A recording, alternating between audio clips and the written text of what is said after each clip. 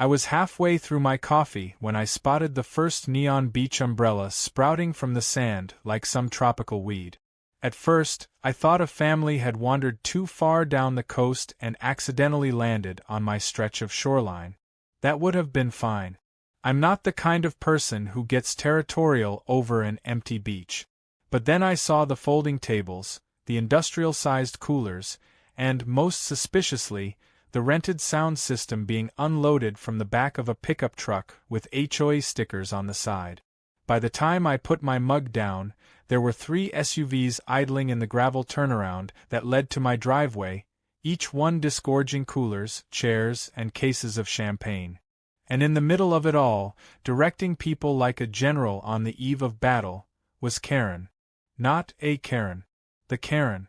Platinum bob, visor, pressed linen cover-up like she was about to board a yacht, barking orders into a walkie-talkie. My stomach sank. This wasn't just an overzealous neighbor setting up a picnic. This was the start of an invasion. The land in question was mine, had been for 15 years. My father left me that narrow strip of sandy coastline as part of the property line when I inherited the old beach house. It was private, tucked far enough from the public access points that most people didn't even know it existed. That was the point. I used it for morning walks, occasional bonfires, and the peace of knowing I could escape the HOA's endless rules by simply stepping out my back door. I'd had my share of run-ins with Karen and her board before, but this was a new level. The HOA's territory technically ended 2 streets back, yet here they were planting banners, rolling out a whiteboard schedule for events, and, unless my eyes deceived me, installing a makeshift tiki bar on the sand. I approached slowly, hands in my pockets, keeping my voice level. "Morning, Karen. Beautiful day to trespass, isn't it?" She turned, already annoyed I'd interrupted whatever urgent matter she was orchestrating. "Oh, please," she said, giving me a tight smile that didn't touch her eyes. "This beach has been empty for years. We're using it for the community's annual summer bash. Everyone benefits. You'll thank me later." I reminded her, as evenly as I could, that this was private property. She waved me off like I'd just told her the tide was coming in. "Don't be difficult. You're not even part of the HOA, so you don't have to worry about the cost. We're doing all the work." I've learned the hard way that arguing with Karen is like trying to shovel back the ocean. Every word you throw at her just gets swept away in the current of her certainty. She leaned closer, lowering her voice in a conspiratorial way that made my skin crawl. "It's really for the good of the neighborhood. We've had some complaints about your unused beachfront. Think of this as putting it to better use." She didn't say who complained. She didn't need to. The complaints were just her way of justifying whatever she already wanted to do. Within the hour, more people were arriving. Neighbors, strangers, even a few out-of-towners Karen must have invited to pad her guest list. They were hammering stakes for volleyball nets, unpacking catered platters, and setting up portable restrooms dangerously close to my dune grass. Every time I tried to intervene, Karen acted like I was a mildly confused bystander, patting my arm and telling me to just enjoy the party. By mid-morning, the music was pounding, kids were tearing across the dunes, and someone had lit a grill right next to my cedar fence. The smell of lighter fluid mixed with suntan lotion and arrogance. I went back to my porch and watched. I could have called the sheriff, but I knew how that would go. Trespassing cases like this turn into he said she said disputes, and Karen had a talent for spinning things in her favor before anyone else got a word in. If I wanted to make her stop, I'd need something better than a 911 call. Something she couldn't talk her way out of. My mind wandered to the tank in my garage. A big, reinforced glass aquarium I'd been keeping for years as part of my marine biology side hobby. Inside it, at the moment, were about 500 Atlantic ghost crabs, collected over the past few weeks for a shoreline population study I'd been volunteering on. They were due to be released back into the wild this weekend anyway. The thought occurred to me slowly, then all at once. If Karen wanted a beach teeming with life, well, I could help with that. I didn't act right away. Part of the fun was letting the day build to a crescendo. The party swelled as the tide went out, revealing more sand and giving Karen's empire more space to sprawl. There were speeches, Karen on a makeshift stage made from pallets, about revitalizing community spirit and taking ownership of our shared spaces. People clapped like they were at a town hall. No one mentioned that this shared space wasn't theirs to begin with. By late afternoon, the air was thick with heat, music, and the kind of smug satisfaction that comes when someone thinks they've gotten away with something. I slipped away unnoticed, ducking into the garage to check on my would-be reinforcement. Hundreds of small, pale crabs scuttled over each other in the tank, their stalked eyes twitching at the movement above. They were harmless to people but unnerving in numbers, especially if you weren't expecting them. They could dig, climb, and scatter faster than most folks could react. In short, the perfect party crashers. I loaded the tank into a wheelbarrow, covered it with a tarp, and rolled it down the narrow path to the far end of the beach, well away from the main crowd. Timing would be key. Release them too soon, and they'd disperse before reaching the main gathering. Wait too long, and the tide might work against me. Around sunset, Karen announced a beach-wide dance-off near the center of the gathering. Everyone moved closer to watch or participate. That was my window. I tipped the tank gently toward the sand, letting the first wave of crabs pour out like a living waterfall. They immediately began their scatter, fanning out in every direction. I walked slowly behind them, making sure they were headed toward the densest clusters of guests. A few crabs darted ahead, disappearing into the tiki bar area, others straight for the volleyball court. The first shriek came from a teenager who'd been sitting in the sand with her phone. She leapt up as 3 crabs darted over her legs. Then the yelling started. Dozens of tiny, quick-moving shapes weaving between towels, crawling over coolers, darting under folding chairs. People were on their feet, brushing at their legs, dropping drink. Karen tried to regain control, clapping her hands and shouting for people to stay calm, like she was leading a fire drill. That lasted about 30 seconds before one crab scrambled up the leg of her chair and onto her lap. Her scream cut through the music like a siren. She leapt to her feet, the chair toppling behind her, as the crabs continued their silent, scuttling assault. Some guests ran toward the water, others toward the parking area, but the crabs kept coming, spilling out of the dunes in small waves as if the beach itself had turned against them. From my porch, I sipped the last of my coffee, watching the chaos unfold against the orange-pink sky. The tiki bar was abandoned, the volleyball net sagging as its anchors were kicked loose in the stampede. Karen stood near the edge of the crowd, hair askew, visor gone, barking orders into her walkie-talkie that no one seemed to be following anymore. Within 20 minutes, the beach was almost empty except for a few determined crabs still patrolling the sand. I knew this wouldn't be the end of it. Karen wasn't the type to retreat quietly. If anything, the humiliation would make her more dangerous. But for tonight, I had one. The land was mine again, the tide was coming in, and the only footprints on the sand were mine and a few hundred belonging to my little clawed allies. The crabs were gone by morning, carried back to the sea with the tide, but the evidence of last night's chaos was everywhere. Abandoned flip-flops, toppled chairs, a half-buried cooler oozing melted ice and questionable seafood salad. The tiki bar was leaning at a drunken angle, one of its bamboo poles snapped in two. I found a lone sequined sandal lodged in the dune grass like some absurd artifact of a civilization that had collapsed overnight. It should have felt like victory, but I knew better. If there's one thing I've learned about Karen, it's that she doesn't see herself as defeated, only temporarily inconvenienced. I didn't have to wait long for proof. By 9 a.m., she was at my gate. No knocking, no calling out, just leaning against it with her arms folded like she was inspecting a crime scene. Her hair was pulled back tight, sunglasses on even though the morning fog was still lifting, and she had that smug set to her mouth that meant she thought she was about to win something. I stepped outside, keeping my voice neutral. "Morning, Karen. Come to pick up your trash." She didn't smile. I've spoken to the board. What you did last night was dangerous, reckless, and potentially criminal. She delivered each word like a judge reading a sentence. Several people were injured. I raised an eyebrow. Injured? From ghost crabs?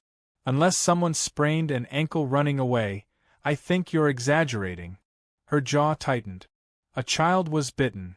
I couldn't help the small smirk. You mean pinched. And that's what happens when you grab wildlife. Her sunglasses hid her eyes, but I could hear the irritation in her voice. Regardless, we consider your actions a hostile act against the community. The board will be discussing sanctions. I reminded her again that I wasn't in her precious HOA, and therefore not subject to its rules. That earned me a thin, cold smile. Oh, don't worry. We have other avenues. By lunchtime, I found out what she meant. A code enforcement officer knocked on my door with a clipboard, informing me there had been anonymous complaints about my deck railing, my exterior paint, and the unsafe condition of my private beach access path. He apologized, said he was just doing his job, and handed me a list of required improvements with deadlines attached. Every item was nitpicky, the kind of stuff no one bothers with unless someone is pushing hard from behind the scenes. I didn't have to guess who that someone was. Over the next week, the pressure built. Random strangers started showing up at the edge of my property, looking for the beach party. A group of teenagers camped out on the sand one night, claiming they'd been told it was public now. Even the mail started getting strange. Flyers for community events scheduled on my land, complete with maps that highlighted my property as the venue. Karen was orchestrating a campaign to normalize the idea that my beach was no longer mine. I could have fought back the obvious way. Lawyers, official letters, maybe even a restraining order. But I've learned that legal routes with someone like Karen are like throwing money into the ocean. You watch it disappear while the waves keep coming. No, I needed something quieter, something that would undermine her without her being able to point a finger directly at me. The opportunity came when I ran into Jeff, one of the newer residents. He'd been at the beach party, and seemed genuinely embarrassed about it, even stopping by to apologize after the crab incident. Over coffee at his place, he let slip that Karen had been bragging about hosting the biggest HOA event of the summer on my land as part of a long-term plan to reclaim underutilized coastal assets. I asked him if anyone else seemed uncomfortable with that phrasing. He nodded.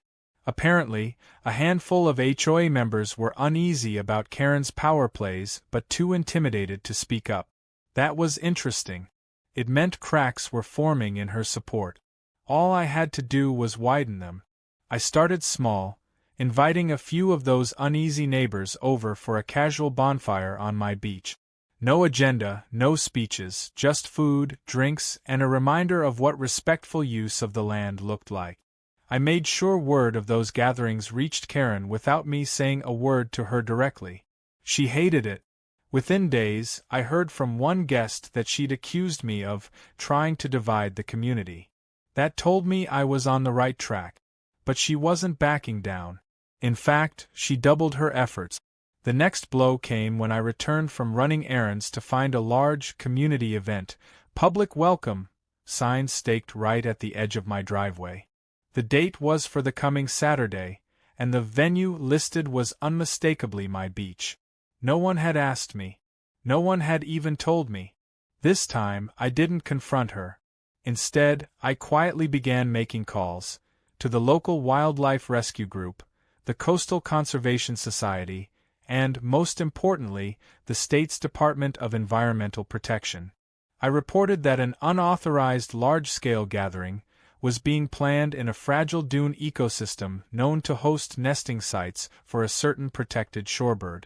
I didn't lie, the birds had nested there before. But I made sure the right people knew about the potential disruption. Saturday arrived with a cloudless sky and a breeze that smelled of salt and inevitability. Sure enough, by mid-morning, Karen's crew was hauling gear onto the sand. This time it was even bigger, Full catering, rental tents, and what looked suspiciously like a mobile margarita station. I sat on my porch, coffee in hand, waiting. Around noon, the first official vehicle appeared, a white truck with the state seal on the door. 2 uniformed officers stepped out, clipboards in hand. I could see them questioning Karen, who was gesturing wildly toward my house as if I'd personally called them, which, of course, I had not. The officers didn't shut down the event immediately, but they roped off a significant chunk of the beach, pending review, and warned that fines could be issued if any protected nesting areas were disturbed. That alone was enough to ruin Karen's day. She spent the afternoon storming between guests and officials, her perfect coastal festival reduced to a cramped gathering on one small patch of sand. Guests started leaving early, muttering about the bad vibes.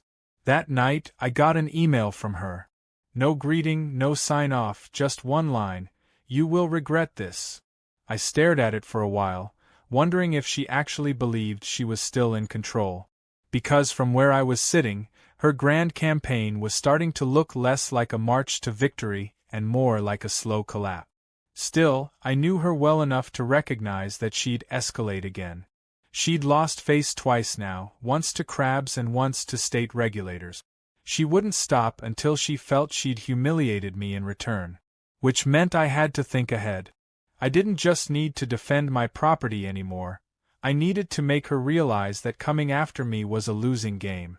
And for that, I'd need a plan so precise that even she wouldn't see it coming until it was too late. It was Jeff, again, who gave me the seed of the idea. Over beers on his porch, he mentioned that the HOA's annual fundraiser was coming up, a big gala-style event that Karen personally organized every year. It was her chance to schmooze donors, show off her community leadership, and rake in enough cash to keep her projects going. If something were to undermine that event, it would hit her where it really hurt. Not just her ego, but her influence.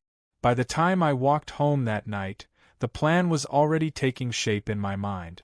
And unlike the crab release, this one wouldn't be over in a single evening. This one would unfold in stages, each one tightening the net around her until she realized she'd walked straight into it herself. The HOA gala had a reputation. Even people who couldn't stand Karen went, if only to network, eat overpriced hors d'oeuvres, and watch her preen under the spotlight. It was held in the community clubhouse, an overbuilt monstrosity with vaulted ceilings, chandeliers that looked like they belonged in a budget hotel ballroom, and the faint smell of mildew no matter how much lemon-scented polish they used.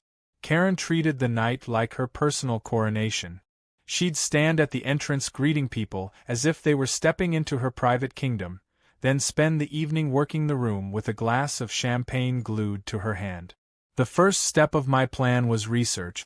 I didn't just want to disrupt the gala, I wanted to erode the very image she was trying to project. And for that, I needed intel. I started by talking to the vendors, florists, caterers, the AV guy who handled the lights and sound system. Most of them had worked with Karen for years and were more than happy to complain about her micromanaging, late payments, and creative interpretations of contract. One florist told me she always demanded extra arrangements, as a courtesy, and never paid for them.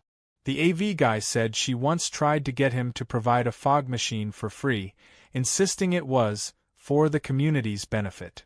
These little details wouldn't topple her alone, but they were valuable. Next came the guest list. Through Jeff and a little social engineering at a casual HOA meeting I accidentally wandered into, I got a copy of the attendee spreadsheet. Over 100 names, many of them local business owners, real estate agents, and small-time politicians. People Karen wanted to impress. People who probably assumed she ran a tight ship. People who would notice if that ship suddenly sprang a few leaks. I also learned that this year's gala had a coastal elegance theme. That meant sea-themed decor, seafood-heavy catering, and, most interestingly, a surprise live feature Karen had been hyping to her inner circle. No one knew exactly what it was, but based on her track record, I suspected it was something ostentatious and just impractical enough to backfire if the conditions were right. That was my in. If she was planning some big reveal, I could turn it into a spectacle she'd regret. The challenge was to do it without ever appearing to be the one pulling the strings. That's where the second step of my plan came in: plausible deniability. I started by volunteering to help with the event setup. Not officially, of course. Karen would never allow that. But I made sure to be around the clubhouse in the days leading up to the gala, offering small favors to the vendors when Karen wasn't looking. Carrying boxes, fetching coffee, making myself generally useful. People quickly got used to me being there, which meant no one questioned it when I started poking around the storage rooms and checking the layout of the stage area. It didn't take long to discover the live feature. Hidden under a tarp in the clubhouse's back patio was a massive, clear-sided tank on a rolling platform. At first, I thought it was another tiki bar gimmick, but then I saw the filter system and the buckets of seawater stacked nearby. A quick chat with one of the delivery guys confirmed it. Karen had rented a mobile saltwater aquarium for the gala. She planned to fill it with local marine life as a conversation piece. Guests would stroll past, sipping their drinks, marveling at the natural beauty of our coast, and, of course, praising Karen for her vision. The irony was almost too perfect. After the crab incident, she was doubling down on the marine theme, apparently oblivious to the risk of live animals in a room full of tipsy donors. My mind immediately jumped to the possibilities. I didn't need to release anything into the wild this time. I just needed to make sure the tank itself became the star of the evening, in exactly the wrong way. The third step was subtle sabotage. I didn't want to damage anything directly. That could lead back to me. Instead, I made a quiet visit to the marine rental company the day before the gala, posing as a curious resident. I asked a few innocent questions about the tank, the filtration system, and what would happen if, say, the water temperature rose too high.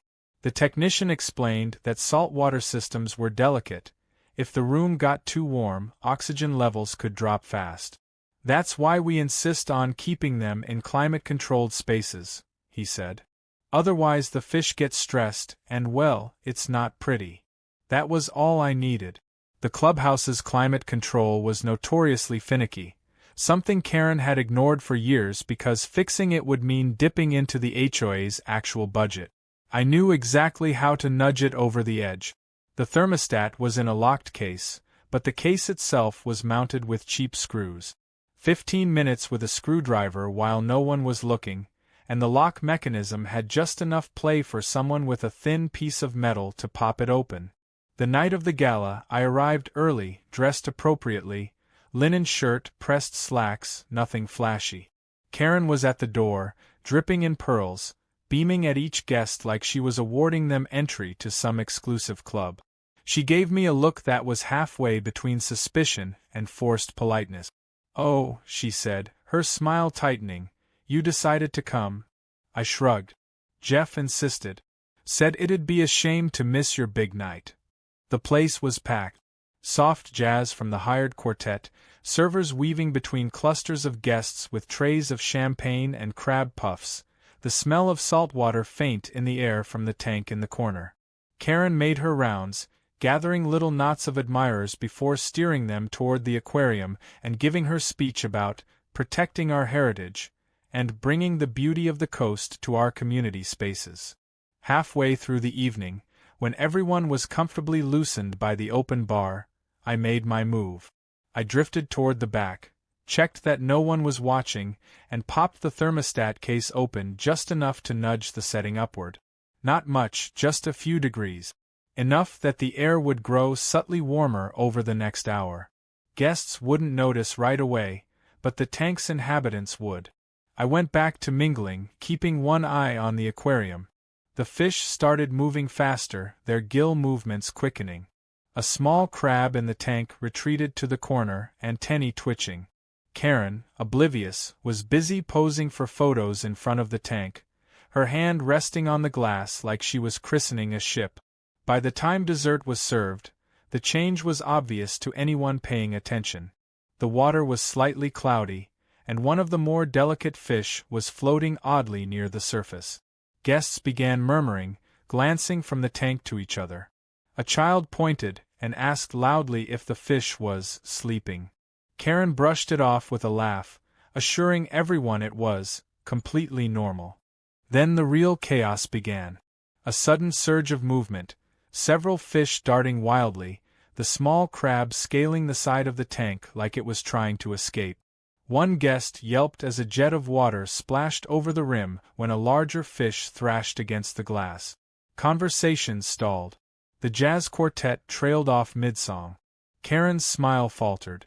In the span of 5 minutes, her beautiful centerpiece had gone from a symbol of coastal charm to a spectacle of panicked sea life. The rental technician, clearly mortified, rushed over with a net, muttering about temperature stress and oxygen crash. Guests were backing away, some outright leaving, muttering about animal cruelty. Someone was already filming on their phone. Karen tried to spin it, calling for a moment of appreciation for the fragility of nature, but no one was buying it. The aquarium was wheeled out, dripping and sloshing, leaving a trail of seawater across the polished floor. The rest of the night was a polite but undeniable nosedive. People finished their drinks and left early, conversations low and pointed. I stayed until the end, nursing a glass of champagne, watching Karen's posture slowly collapse from regal poise to rigid, silent fury. When she finally caught my eye, I raised my glass in a small toast and walked out without a word. I didn't know exactly what her next move would be, but I knew 2 things for certain. She wouldn't forgive and she wouldn't forget. Which was fine. Because neither would I, and I still had one more card to play. The morning after the gala, the neighborhood group chat, normally a trickle of lost dog alerts and lawn humblebrags, was a bonfire. Videos of the aquarium meltdown hopped from chat to blog headline. HOA's coastal elegance, night becomes wet fish disaster. Karen blamed unexpected equipment failure. The vendor replied the thermostat was higher than agreed. A florist mentioned late payment. People didn't pile on, they connected dots. I used the noise as cover and started digging. The county website looks like it was designed on a microwave, perfect for people who don't want to be found. I waded through filings to the HOA's annual reports and minute. On paper, beige. In footnotes, not. Line items for coastal access signage, shoreline security patrols, and recreation consulting stacked up. An appendix of prospective amenities included community beach access, pilot. It wasn't a wish list, it was a breadcrumb trail. Jeff came by with takeout and contrition. Between bites, he admitted Karen had pitched a plan to select donors. If the HOA showed continuous, open use, they could claim an easement by prescription and normalize the beach as a community amenity. The parties, flyers, and teenagers who heard it was public, not random, rehearsals. She wasn't tantruming. She was rehearsing a legal argument. I called my attorney, Alvarez, whose voice is still water. She listened, asked 3 questions, then suggested I stop playing whack-a-mole and change the board. The metaphorical one. If we turned my dunes into a conservation easement with a respected land trust, we'd harden use rules, trigger agency oversight, and make any organized activity require permission from people unmoved by visors. As a bonus, a recorded easement would nuke any claim that the HOA believed the land was theirs. The trust director met me the next morning in hiking boots and a patience-proof expression. We walked the ridge while she pointed out crushed sea oats, torn stems where volleyball anchors had been yanked, and a faint shorebird scrape near driftwood. The easement would keep ownership with me but restrict use to habitat-friendly activity. Bonfires could stay. Stages, tents, and crowds would require written permission. If they try again, she said, they'll be trying against the habitat. While paperwork churned, I hunted for intent I could hold up to daylight. I compiled Karen's newsletters praising restoring coastal access we all used to enjoy. I printed listings by board member agents promising walkable private beach. I visited the clubhouse and politely reviewed approved minute. Ruth, the secretary, slid a stack across the counter and the corners of her mouth tightened when I thanked her by name. People notice when you treat them like people. Alvarez told me to keep my powder dry. I did. I trimmed dune grass, ignored the chat, and waited for the trust's email. It arrived 3 days later with a courier, notarized conservation easement documents ready to record. I drove to the county office, handed them to a clerk with ocean blue nails, and watched the stamp land. In 90 seconds, my beach shifted categories, from tempting target to protected habitat with its own cavalry. The trust posted a restrained announcement that local blogs translated into hotter copy. Owner saves dunes from HOA party machine. Karen tried to surf the wave with a post about responsible stewardship, which might have worked if she hadn't scheduled a community day for Saturday to celebrate our shared shoreline. The flyer used a photo of my dunes with survey flags cropped out. She never learns, she doubles down. Alvarez said not to stop it. Let it bloom, she said. We can't cure a fever without seeing the number. The trust promised 2 wardens to observe. I charged my cameras.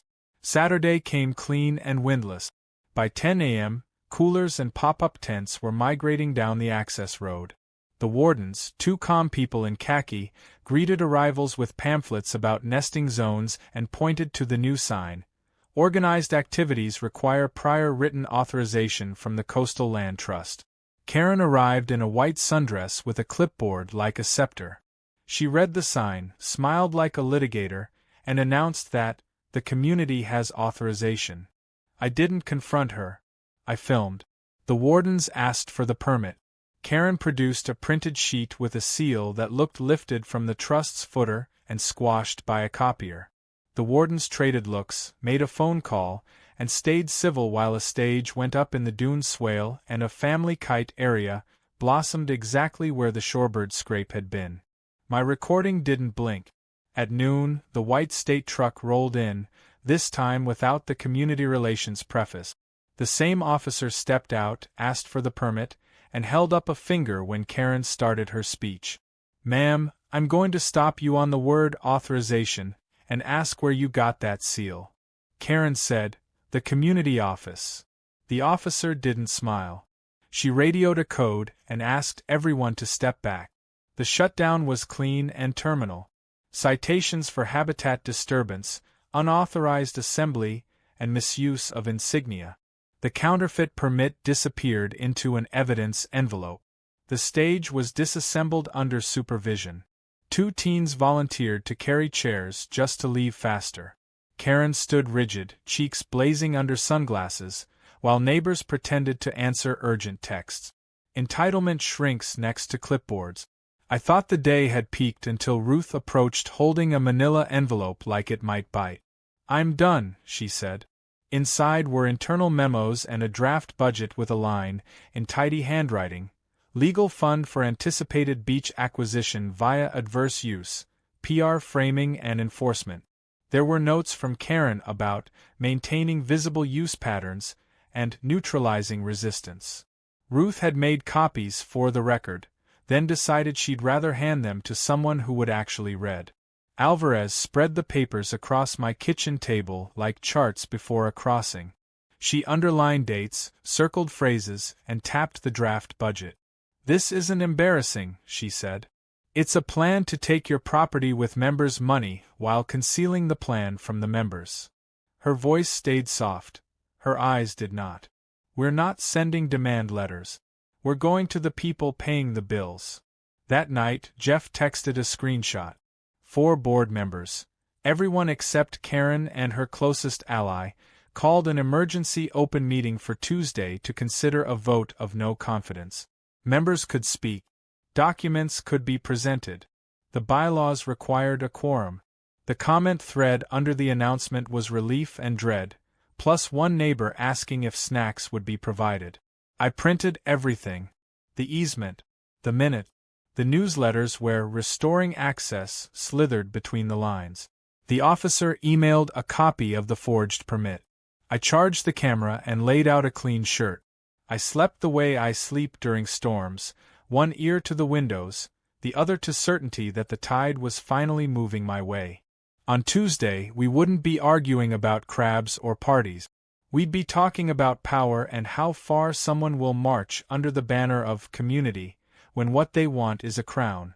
This time the room wouldn't be chandeliers. It would be fluorescent tubes and pages sliding onto a table. My kind of theater. The community center smelled faintly of burnt coffee and copier toner, a smell I've learned to associate with bureaucratic bloodletting. Folding chairs were arranged in a U-shape facing a long table where the boards sat like they were preparing for a group mugshot. The room buzzed with conversation that dropped to a low hum as I walked in with a neat stack of papers under my arm. Jeff waved me over to a seat in the second row, but I stayed standing for a moment, scanning faces. A few smiled. A few avoided my eyes. Karen, seated dead center in her white blazer like a general waiting for her court-martial, didn't look up at all. The meeting opened with the usual procedural mumbo-jumbo. Call to order, roll call, approval of minute. It was almost comical, this thin veneer of order over a room that felt like it was seconds from breaking into open hostility. Then the board president, a man named Harris who always looked like he'd been asked to chair this thing against his will, announced the agenda item everyone had come for. Discussion of recent events and consideration of a vote of no confidence regarding the current HOA president. The way he said "current" made a few people in the room chuckle under their breath. Harris invited members to speak. Karen immediately leaned into her mic, voice sharp. Before we get lost in gossip and personal grudges, I'd like to remind everyone that the role of president is to protect the community's interests. Every decision I've made has been with that mission in mind. She gestured toward me with a flick of her hand like I was an inconvenient prop. Certain individuals have chosen to misrepresent my efforts, disrupt our events, and damage our reputation with state agencies. I will not apologize for trying to create opportunities for all of us to enjoy our coastal access. That was my cue. I stood, papers in hand, and walked to the small podium they'd set up for public comment. I started calmly, because nothing makes people lean in like a voice that's too steady for the drama it's delivering. My name is Daniel, I said, and I own the beach property in question. It is not HOA property. It never has been. And yet, over the last 2 months, there have been repeated attempts to occupy it without permission, culminating in events that have brought law enforcement and state agencies to our door. I handed the first set of documents to Harris, a copy of the conservation easement, stamped and recorded. This, I said, legally protects the dunes and shoreline from organized activities without prior written consent from the Coastal Land Trust. Consent that was not sought or granted for the so-called Community Day last weekend. I let that hang for a second before handing over the forged permit. This is the document presented to state officers to justify that event. The seal is counterfeit. The language doesn't match the trust's standard format. And this forgery, I tapped the page lightly, was enough to get our community cited for habitat disturbance and unauthorized assembly. A ripple of murmurs went through the room. Karen straightened in her chair but didn't speak. I kept going. Here are internal HOA documents, including budget drafts and meeting notes, outlining a plan to acquire my property through adverse use claims, funded by your dues, without a transparent vote from the membership. You'll see phrases like maintaining visible use patterns and neutralizing resistance. These aren't my words. They're in your board's own handwriting. I passed copies to Harris, who immediately began flipping through them, his eyebrows knitting together. I could feel the shift in the room. People were no longer looking at me, they were looking at her. I pressed the advantage. This is not about whether you like me or like Karen. This is about whether you believe your HOA president should be spending your money and risking your liability to take land she doesn't own, using methods that, at best, skirt the law and, at worst, invite criminal charges. Karen finally spoke, voice tight. Those notes are taken out of context. We were exploring possibilities for expanding community amenities. I turned back toward her. If that's true, why not bring it to a full membership vote?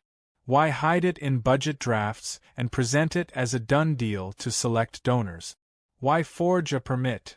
The board secretary, Ruth, the same Ruth who'd handed me the envelope, cleared her throat. I can confirm those documents are genuine. I took the minutes. I recorded what was said. The effect was immediate. People who'd been on the fence leaned forward, whispering to their neighbors. Harris glanced down the table. We're going to have to take this seriously. Forgery, misrepresentation, potential misuse of funds, these are not small matters. Karen tried to interrupt, but he held up a hand. You'll have a chance to respond after public comments. A few more residents spoke. Some angry, some disappointed, one elderly neighbor who said she was just tired of the drama. Then Harris closed the floor and turned to the board for discussion. What followed was 20 minutes of careful, sometimes awkward deliberation.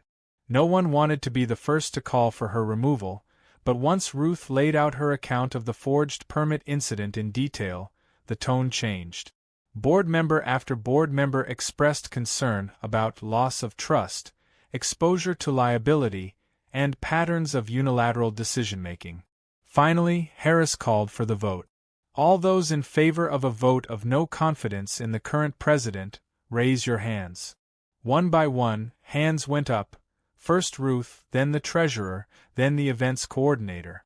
When Harris raised his own, it was over. 4 votes out of 6. The motion carried. Karen was out. The bylaws required her to step down immediately. The gavel came down with a dull thud, and Harris announced an interim president would be selected at the next meeting. Karen sat perfectly still for 3 seconds, then gathered her papers in a violent sweep, stood, and walked out without a word. The room stayed silent until the door shut. Then the murmurs began, low at first, then building into a wave of relieved conversation. I stayed until the end, answering a few quiet questions, shaking a few hands. Jeff grinned like someone had just handed him the keys to the city. You actually did it, he said. I shook my head. She did it to herself. I just made sure people saw it. Outside, the evening air was salt-cool, the kind of breeze that carries the sound of the surf from a half-mile away. I walked down to the edge of my property and stood on the path where the dunes began, looking out at the darkening beach. It was empty now, the sand smooth except for the meandering tracks of shorebirds. No tiki bars, no volleyball nets, no sound systems. Just the ocean, doing what it's always done. Coming in, going out, erasing everything we think is permanent. I knew Karen wouldn't vanish completely. People like her rarely do. She'd retreat, regroup, maybe start some smaller skirmishes. But the balance had shifted. The beach was secure, the community had seen her without the crown, and the board had learned that I wasn't just some hermit on the edge of town. I played the long game, and I played it better. On my way back up to the house, I spotted something half buried in the sand by the dune grass. I pulled it free, a cheap plastic whistle on a lanyard, the kind they'd handed out at the beach party weeks ago. I turned it over in my hand for a moment before tossing it into the trash bag I'd brought down to collect driftwood and litter. Some trophies aren't worth keeping. That night, I sat on the porch with a beer, the moon painting a silver path across the water. I thought about the crabs, the aquarium, the forged permit, and the papers spread across my kitchen table. It wasn't just about winning. It was about showing that sometimes the best revenge isn't loud. It's patient, precise, and undeniable, like the tide creeping higher until the sandcastle you built without permission is nothing but foam and memory.